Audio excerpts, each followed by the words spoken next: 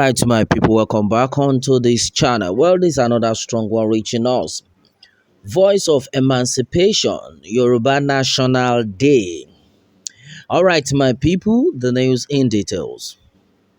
Well, onto this one, it had been made clear that September 23rd this year, 2023, will mark 137 years since the treaty declaring peace among the warring parties in Yoruba land was signed.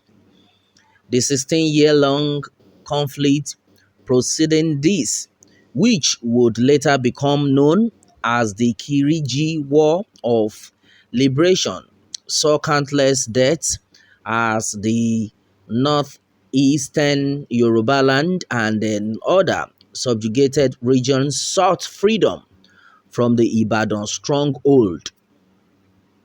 The fall of Oyo-Ile, the capital of the Oyo Empire, in 1835 had left a power vacuum in Yoruba land, which the Ibadan forces were seeking to seek as their own. Subjugation under the Oyo Empire had seen centuries of Yoruba kingdoms, towns, and the villages required to pay crippling levels of tribute to the ruling class. Not only this, but they were demanded to present able-bodied men to fight whenever Oyo warned with its many adversaries, whilst those at the top vied for power. The people at the bottom were helpless, able only to hope and pray for the best. In order to enforce their dominance over the numerous kingdoms under their rule, the Oyo chief appointed agents called Ajeles stationed in every town to collect tribute and report the activities of the people to the Ibadan chiefs. The tribute, comprising principally of farm produce, were collected on schedule and then sent to the central ruling government, ostensibly to maintain the smooth running of the empire, while some of the Ajeles appears to have been fair and self-disciplined leaders. Many of them abused their position. They treated the towns under their domain with disdain, making unnecessary demands on the people in order to enrich themselves. The misrule by the Ajeles continued for over 3 centuries, resulting in the impoverishing of many towns and then villages in Yoruba land. Whilst the Ajeles lived in opulence, their abundance allowed the Ajeles household to become very large, which in turn increased the demands of the people, being required to provide supplies for the ever enlarging families of their overlords. The Ibadan kingdom sought to replicate the Oyo system of government, appointing Ajeles to rule over their conquered dominions. Some of these Ajeles encountered Prince Fabumi, a prominent leader of private militia, whilst he was celebrating with his friends in Erinle Shrine at Okemesi. The Ajeles confiscated the palm wine drink and then food meant for the occasion and then started to abuse the women who were there. Prince Fabumi, enraged by their actions, collected this sword from his house and then went to the Ajele compound. He proceeded to kill every member of the household who could not escape, including the Ajele himself.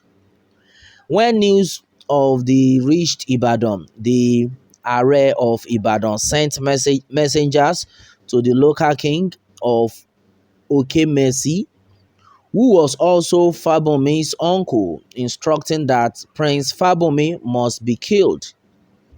However, upon the messenger's arrival, Fabomi beheaded one and then sent the head back to Ibadan through the order. This act triggered the beginning of the Kiriji War within Yoruba land.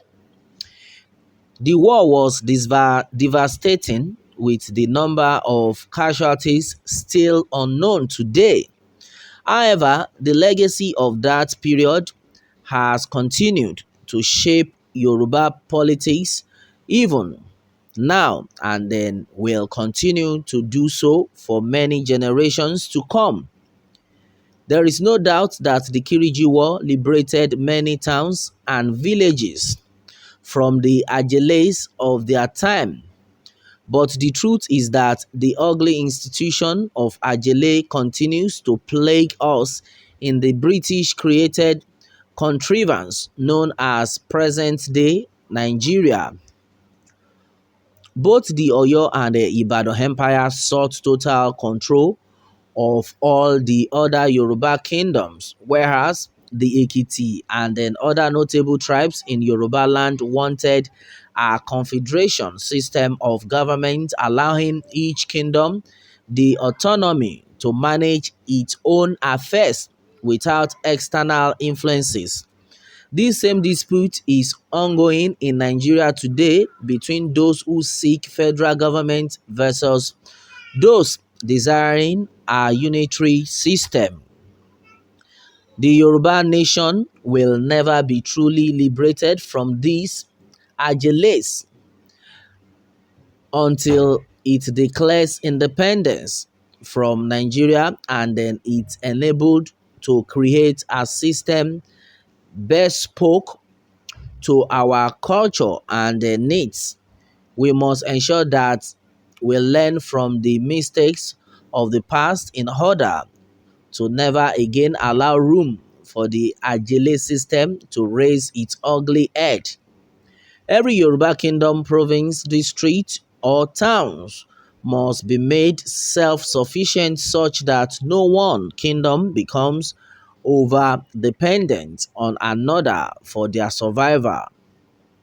We must ensure that the people who gave their lives fighting for confederacy did not die in vain. As we celebrate this period of relative peace and prosperity in Yoruba land, may we continue to remind ourselves and then our children that our ancestors stood and fought for what is right. We must not allow that to go to waste by ever relenting in our fight for Yoruba independence.